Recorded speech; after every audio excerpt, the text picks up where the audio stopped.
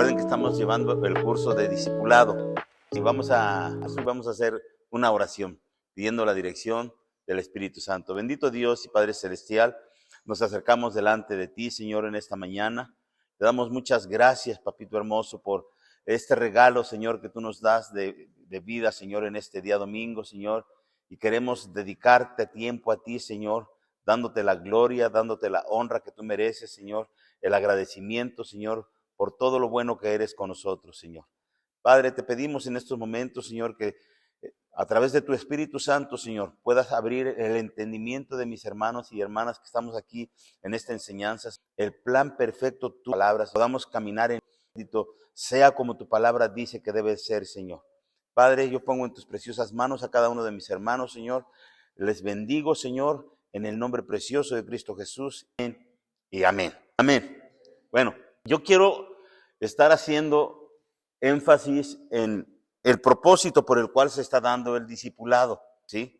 El discipulado no es más que la restauración, ¿sí?, del ser humano por medio de las enseñanzas que Jesucristo trajo del principio, cuando Dios nos creó, ¿sí?, que nos creó a su imagen y a su semejanza, que está haciendo Génesis capítulo 1 y capítulo 2, a donde fue la perfección de Dios.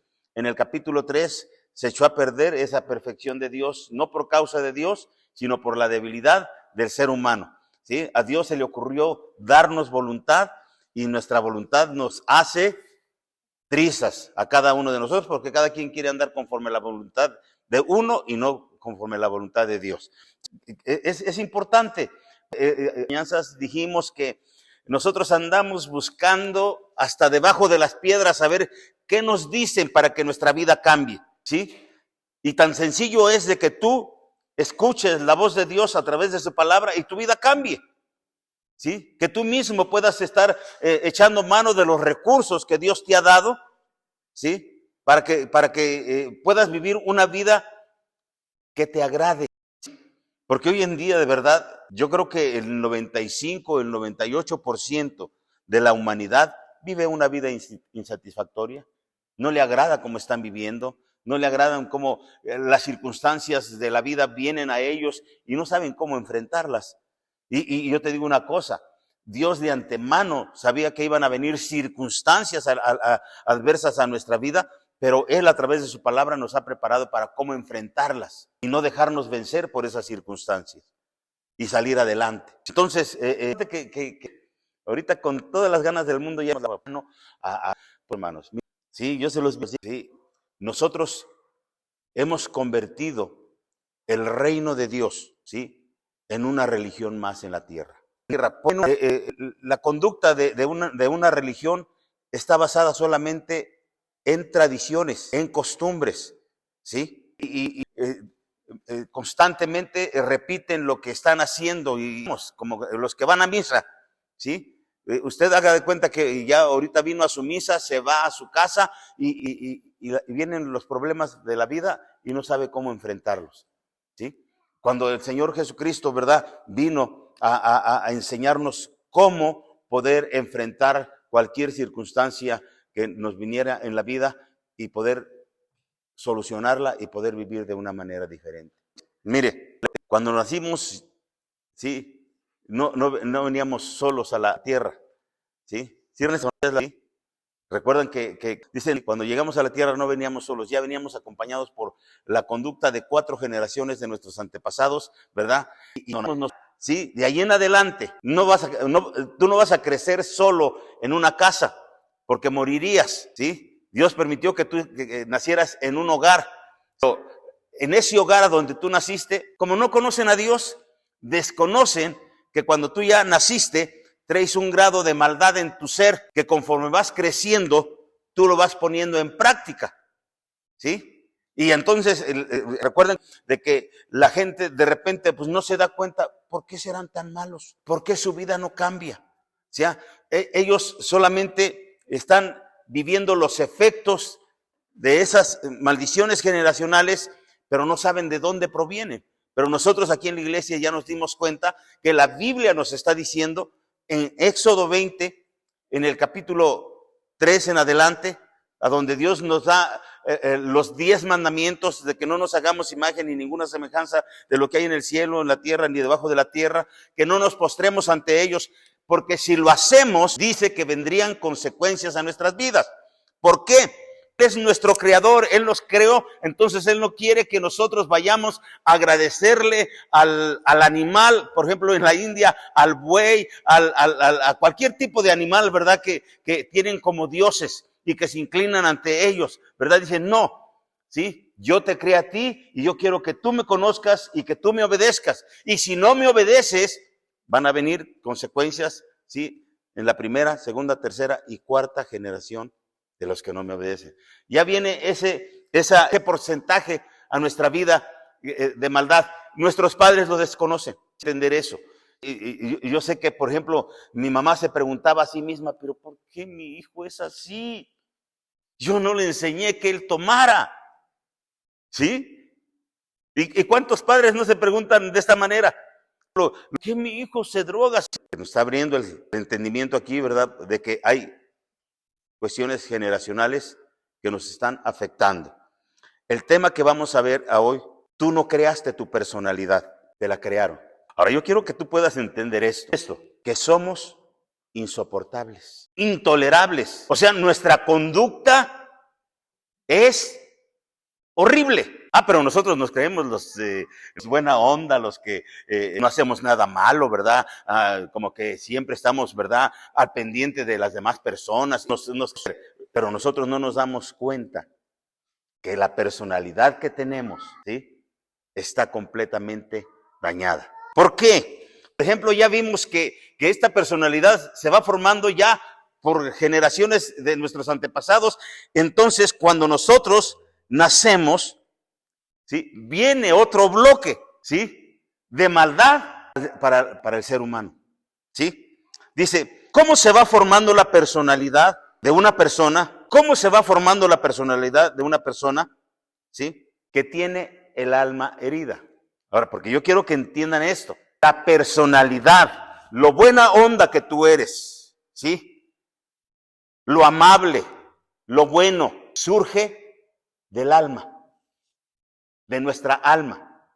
Acuérdense que nosotros somos espíritu, alma y cuerpo. ¿Sí? A Dios se le ocurrió, escuchen, esto lo vamos a ver en un momento, a Dios se le ocurrió hacer una mezcla química de tierra, ¿sí? Con el soplo de vida de Él.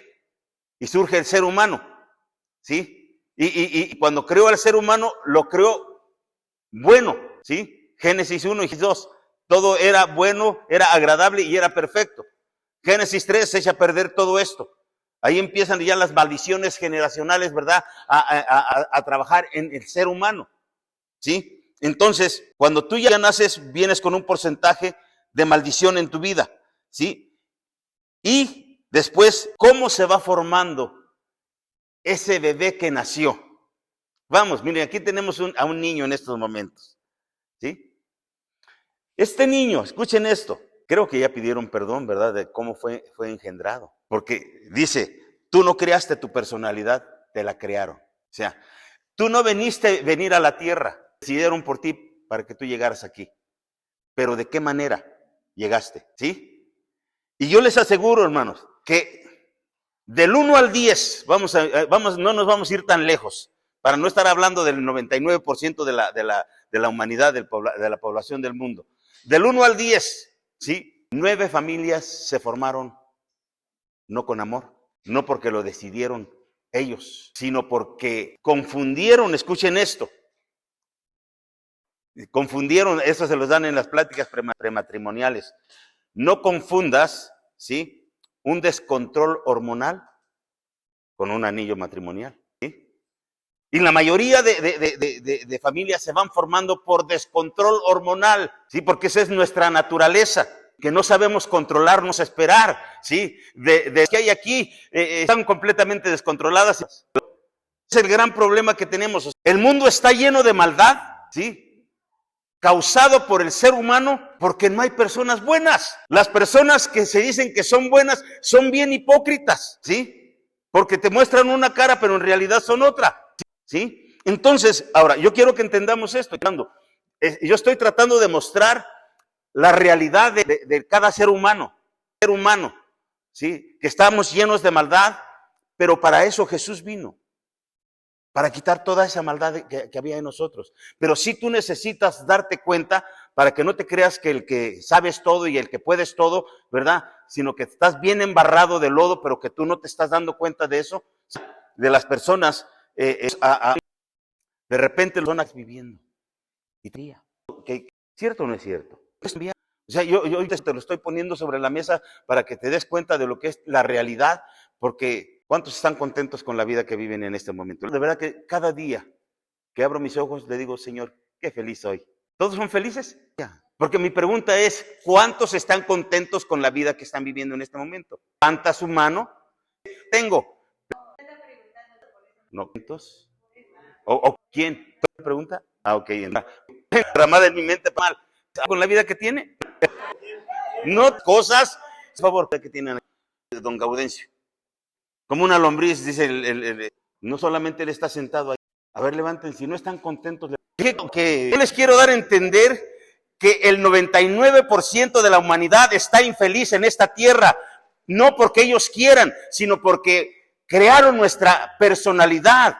¿Sí? La crearon nuestros antepasados y después cuando ya venimos a este mundo, cuando nos en este mundo, estamos en el vientre muchas veces no por la voluntad de nuestros padres, porque estuvimos viendo en esta enseñanza del discipulado que muchos de nosotros podemos ser producto de una violación, ¿sí? De una fornicación, a donde fue un descontrol hormonal, chacho, total, y trajiste a un ser, ¿sí? De una manera que no es como Dios lo ha pedido. Y entonces, ¿sí? Esa persona que nace de esta manera empieza a acumularse más maldad sobre él, porque es producto de una fornicación. ¿Sí? Ahora un fornicario, no vas a ir al reino de Dios si no estás haciendo lo que la palabra del Señor te está diciendo. Está mal, hermano, que tiene. Que tiene. Mal, le enfoqué mal. ¿Quién está con la vida que tiene? Ok, a ver si ya esté contento. Ahora de este lado, no, viendo, son bien felices en la desgracia, porque acuérdense, que son hijos de la mala vida. No la van a levantar, porque están felices en la condición en que se encuentran, pues. Eso es el asunto. Y esto es que hemos convertido el evangelio en una religión más. Porque tú estás viviendo como quieres, no importando lo que Dios está diciendo que hagas para que tu vida pueda cambiar. Bueno, en estos momentos. Dice, tú no creaste tu personalidad, te la crearon. El Señor nos dice en un proverbio, el hijo consentido va a ser vergüenza de los padres. Y por ejemplo, ya hoy en día, fíjense, hasta la ciencia se ha dado cuenta del mal que tú haces cuando consientes a tu hijo. Que todo lo que te pide, tú se lo tienes que dar. Porque como yo no lo tuve, entonces mi hijo no tiene que estar sufriendo nada de lo que yo sufrí. Por ejemplo, la ciencia dice, cuando tú estás consintiendo a tu hijo, estás ejerciendo violencia sobre él. Y ese niño en la escuela va a ser un niño problema. Porque como en casa se le hace todo, se le da todo, se le consiente todo, se le apapacha todo, ¿verdad? Hay visión, y hacen cuanto desastre, van a la escuela y es un problema. Y entonces los padres, ¿a quién le echan la culpa? Y vienes a una iglesia a donde te están hablando de un cambio de vida. ¿Lo llevas a cabo? El 90% de las personas que están viniendo a una iglesia cristiana, el 90% no están viviendo la vida que Dios está diciendo que tenemos que vivir. El 90%. Y ahora, se dan estas enseñanzas para que lo pongamos en práctica, ¿sí? ¿Lo ponemos en práctica? Ay, no, es que se me hace muy difícil. Ay, no, es que no me da tiempo. Pues entonces, dijo mi abuela, jódete. ¿Qué le hacemos? ¿Obligarte a que tú obedezcas a Dios? No. Pero sí vive las consecuencias. Varias generaciones hemos estado teniendo aquí en la iglesia, ¿sí? O sea, familias han traído a sus hijos aquí con ellos a la iglesia. Han crecido, están llenos de maldad allá afuera. Viviendo todas las inclemencias que la justicia humana te tiene que estar cobrando. Alcohol, drogas, cárcel, todo, vicios. De personas que venían aquí a la iglesia y sus hijos están metiéndose en la droga. Y lógico es que la gente los ve allá afuera. Oye, pero si tú vas a una iglesia cristiana, ¿a poco así les enseñan eso? Claro que no. Aquí aceptamos a todos los que quemaban mota antes, pero para que dejen de quemarla. A todos los que practicaban la maldad, todos son bienvenidos para que ellos su vida cambie. Pero no se vale que tú vengas aquí a la iglesia y estés practicando todo eso. Y digo, el mensaje tiene que cambiar. ¿Sí? Porque, por ejemplo, ¿a poco hace 10 años se movía droga en la iglesia? Hace 10 años atrás se movía droga, se movía en la escuela, ¿cierto o no es cierto? Y fue una alarma mundial, ¿verdad? Cuando dicen, ¿cómo es posible que estén llevando la droga? ¿Verdad? Eso es en las cantinas, eso se manejaba en los secretos, ¿verdad? Pero llevarlo a la escuela fue una alarma. Pero digo, y entonces, ahora que se mueve la droga con los chavos de la iglesia, ¿lo vamos a ver tan normal? Pues claro que no. El mensaje tiene que ser diferente, porque de lo contrario, o vamos a estar apapachando todo eso, para que al rato, pastor, antes de que se sube, échese un toque para que las cosas el discipulado te muestra el desastre de vida que tienes y Jesucristo te ofrece. Yo te lo quiero cambiar. Ese es el discipulado. Y el Señor les dijo a los discípulos, vayan y hagan discípulos. Discípulos. Y discípulo es uno que aprende, uno que imita. No es uno que se viene a sentar año tras año a una iglesia y su vida no cambia. Ese no es un discípulo. Esa es una persona religiosa. Y por eso le digo, al cristianismo o al evangelio lo han convertido en una religión más en la tierra. Porque vienen y ponen su carita como que yo no fui y sí fuiste. Nada más que como aquí tenemos, sí, la regla de no reclamarles, de solamente aconsejar, solamente. ¿Quieren escuchar el consejo? No, pues entonces nosotros lo que tenemos que decir, entonces yo creo que no tienes que estar en un lugar de esto. Porque si tú vienes solamente para que escuches, ¿verdad? Pero no pones nada por obra de lo que se te está enseñando, ¿qué caso tienes que tú estés viniendo aquí? Es como cuando tú vas a la escuela y si nunca pruebas, siempre te están reprobando, pues dicen, ya ni para qué vaya. Y peor si todavía, como hace poco que escuché un testimonio de una señora, ¿sí? Que consentía tanto a su hijo que no quería que caminara, ¿sí?, de su casa a la escuela. ¿Y qué creen que hacía esta señora? Diario le pagaba taxi que lo llevara a la escuela y que lo recogiera el taxi y que se lo trajera a casa. Pero el testimonio no termina ahí. La mujer lo platicaba a la propia mamá. Yo no me daba cuenta del daño que le estaba haciendo a mi hijo. Y que se casa a mi hijo. Y le ha tocado una mujer que entre su esposa y su suegra lo educaron. Le enseñaron a ser hombre. Lo enseñaron a ser hombre y dice que hoy es ya enviudó el hombre, pero es un padre admirable. Y dice que la señora se avergonzaba de haber hecho tanto daño a su hijo. Y cuando yo escuchaba eso, dije, ay, ¿por qué no quiero escuchar esto? Porque me identificaba mucho con el consentimiento que yo había tenido y cómo me habían echado a perder la vida en mi casa. Y cuando se supone que en la casa está para que te eduquen, ¿sí? Para enseñarte los valores, los principios. No lo hacemos, iglesia. Nosotros necesitamos verdaderamente, porque nosotros nos maravillamos que cuando escuchamos que dice que la voluntad de Dios es buena, agradable y perfecta. ¿Cierto o no es cierto? Qué bueno es Dios, pero no haces nada de la voluntad de Dios. Haces tu propia voluntad. No tienes idea la lucha que se tienen en las iglesias, los pastores, de cada persona que se congrega, quiere vivir su vida a su manera y no como la Biblia nos lo está diciendo. Y aquí se viene para que tú aprendas la vida que Dios quiere que vivas. Pero si tú quieres seguir, ¿verdad?, con tus mismas costumbres, ¿verdad?, de estar haciendo las cosas a tu manera, y cuando estabas sin Cristo, ¿verdad?, hacías las cosas a tu manera, no te salía bien las cosas, ¿verdad? Ahora estás en Cristo, sigues haciendo las cosas a tu manera, y como quieres estás mal. Dice que para poder entender este tema, tú no creaste tu personalidad, te la crearon, ¿sí?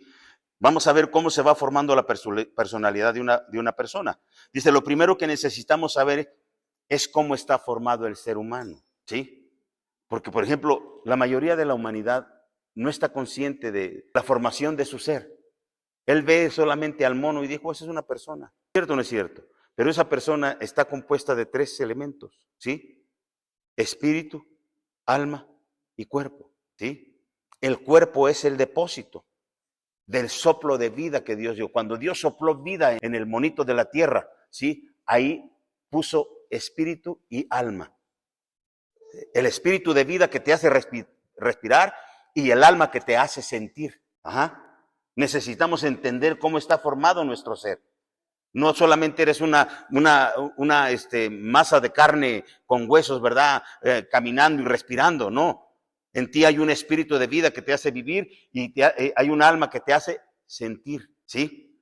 Y escuchen esto, de aquí en adelante vamos a estar mirando que el alma juega un papel muy importante en la formación de la personalidad. Tesalonicenses capítulo 1, primera de Tesalonicenses capítulo 1, versículo 5, versículo 23. ¿A ustedes sí creen que las personas allá afuera estén conscientes de cómo está formado su ser? ¿Verdad que no? Ellos solamente ven el bulto. Ven el bulto y dicen, es un cristiano. Así le llaman, ¿cierto o no es cierto? Ahí va hay un cristiano. ¿Cuál cristiano? Podríamos decir, ahí va un ser humano. Ahí va un ser humano, nada más, ¿verdad? Porque así lo identifican como un ser humano, pero no saben su formación. Y es bien importante que nosotros nos demos cuenta, ¿sí? Porque al estarnos dando cuenta, ¿verdad? Que dice, necesitamos estar como estamos formados. Este versículo nos lo dice. Versículo 23, primera de Tesalonicenses 5, 23. Y el mismo Dios de paz os santifique por completo, y todo vuestro ser, espíritu, alma y cuerpo, sean guardados irreprensibles para la venida de nuestro Señor Jesucristo. Ahora, yo quiero que entendamos esto porque el discipulado está yendo de la mano con las prédicas que se están dando. ¿Sí? Recuerden que nosotros vimos en una prédica, ¿sí?, que nosotros fuimos creados a imagen y semejanza de Dios. A imagen y semejanza de Dios, ¿sí? Entonces, nosotros somos tripartitos, por consecuencia Dios es tripartito. Él es Padre, Hijo y Espíritu Santo.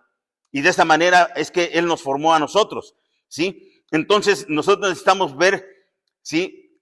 Ya eso más adelante lo estaríamos viendo, ¿verdad? Que el cuerpo que tenemos, que es el depósito, ¿sí?, del Espíritu Santo y del alma, Dios dijo, es que va a ser un templo para que yo habite en ti, ¿sí? Entonces dice, el cuerpo está formado en tres partes, espíritu, alma y cuerpo. El cuerpo es el depósito del espíritu y del alma.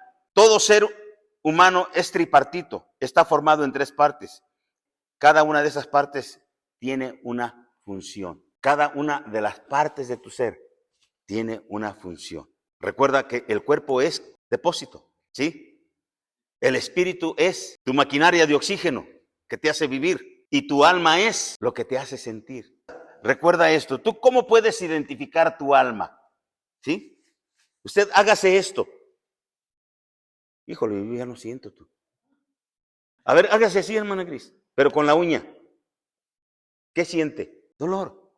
O sea, ahí están las emociones. El alma puede sentir dolor o puede sentir alegría, puede sentir paz o puede sentir sufrimiento. El alma, ¿qué cree que sientan más las almas en este tiempo? ¿Alegría? ¿Paz? ¿Qué cree, hermana Gris, que sientan más las almas vivientes en este tiempo? Alegría, paz, gozo, regocijo. Así como la iglesia de Yeshua, estoy maravillado de verdad que todos dicen que viven súper guau. Dolor, angustia, ¿sí? Tristeza, desesperación, amargura. No, ya vamos también todo eso se manifiesta en el alma. Pero todo depende cómo ha sido formada esa alma. ¿Sí? El cuerpo es el depósito del espíritu y el alma. Todo ser humano es tripartito. Cada parte tiene una función. Si ya recuerdan, si están apuntando o no. El cuerpo es el depósito, ¿sí? El espíritu es el soplo de vida y el alma es el sentir de Dios, ¿sí? Recuerden cómo fuimos creados. Fuimos hechos de polvo de la tierra y Dios puso su espíritu de vida y puso una alma para sentir en el ser humano, para que fuera un ser viviente. Dice, este ser viviente que nace después de Génesis 3, nacemos con una malformación, ¿sí?, de pecado, con una malformación. Dice, no nacemos con una malformación genética, pero sí nacemos con una malformación espiritual. Nacemos con una malformación espiritual, porque nacemos muertos espiritualmente. ¿Sí? ¿Se recuerdan cuando en Génesis 3 está esta historia que dice que la serpiente se metió al paraíso, a donde estaba Eva? Y Eva dice que estaba mirando el árbol de la ciencia, del bien y del mal. ¿Sí? Y la serpiente se le acercó y le dijo, come. No, porque Dios dijo que si yo comía de ese árbol, ciertamente voy a morir. Dijo, ¿cierto o no es cierto? ¿Sí? Y la serpiente, ahí más adelante, eso lo vamos a ver en el mensaje, cómo el tremendo diablo le reveló una verdad al ser humano. Le dijo, no vas a morir. Sino que sabe Dios que cuando tú comas de ese árbol, ¿sí? Tus ojos se van a abrir. Y vas a ser igual a Dios. Y pa' pronto, tremenda Eva que tira la mano y que agarra la... ¿Cierto o no es cierto? ¿Sí? Y el asunto es que, la serpiente le dijo una verdad. Porque le dijo, no vas a morir. Y cuando Dios le reprende a Adán y a Eva, ¿sí? Dice que su reprensión de Dios fue sacarlos del paraíso, sacarlos de la presencia de Dios, ¿sí? Entonces ahí nos damos cuenta que no murieron físicamente, pero espiritualmente sí murieron. Ahí tiene sentido, por ejemplo, aquella parábola del Valle de los Huesos Secos. ¿Cómo cree que Dios ve al mundo? Porque escuchen esto, todo ser humano que nace sobre la faz de la tierra, nace muerto espiritualmente. Muerto espiritualmente. Escucha esto, por muy cristiano que sea el hogar donde tú naces, ese ser humano que tú diste a luz, ¿sí? Él tiene que ser resucitado en el día postrero por Jesucristo. Cuando él ya tenga uso de razón, él tiene que confesar a Jesucristo como Señor y Salvador de su vida para que él nazca de nuevo, para que resucite a la vida espiritual. Porque escuche, esta muerte espiritual, ¿sí?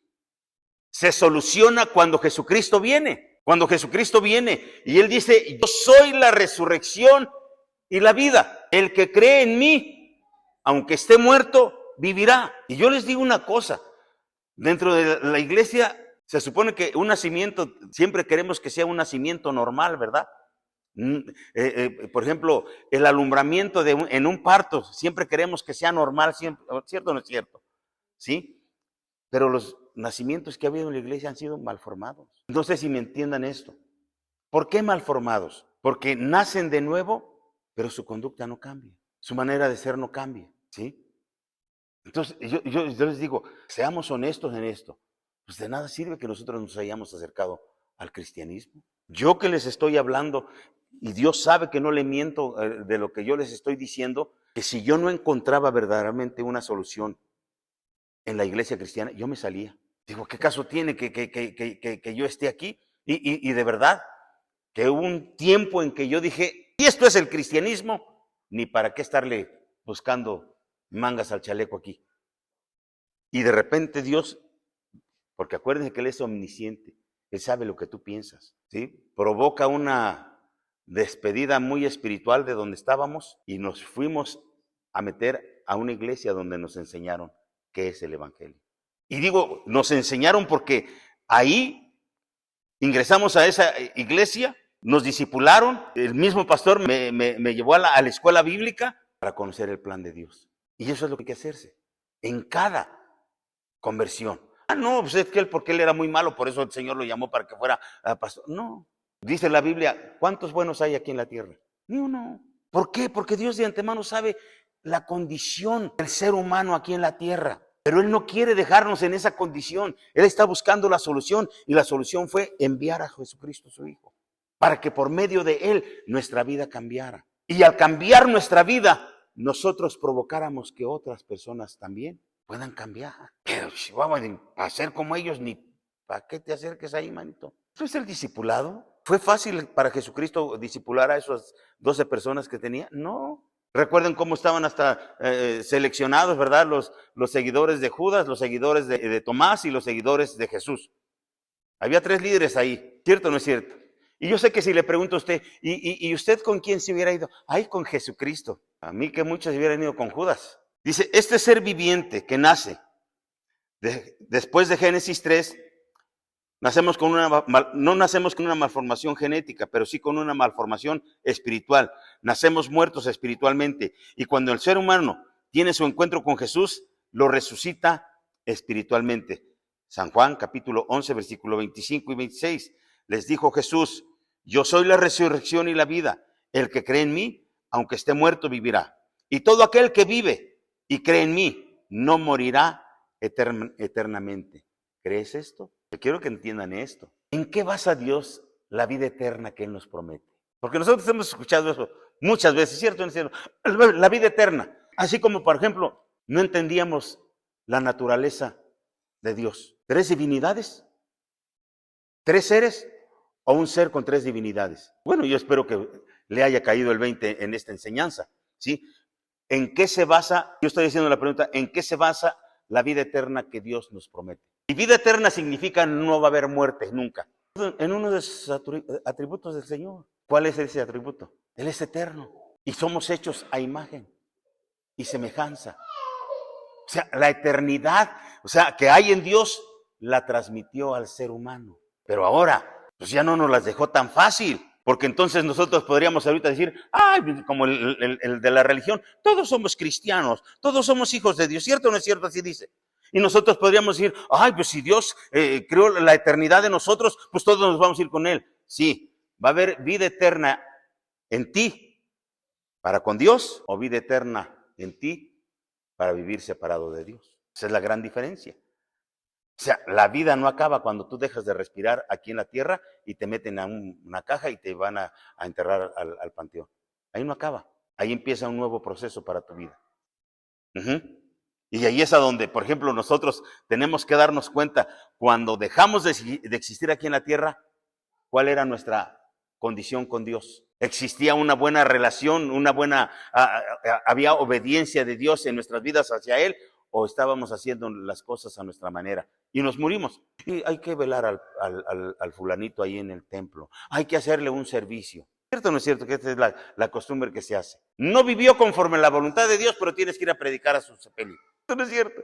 Y a veces lo traen hasta aquí adentro al templo, como una religión. Escrito está, dice la Biblia, ¿cierto o no es cierto? De que el hombre muera una vez y después de la muerte, ¿qué dice? El juicio. Ahora, yo quiero que entiendas esto. En un juicio o te declaran inocente o te declaran culpable.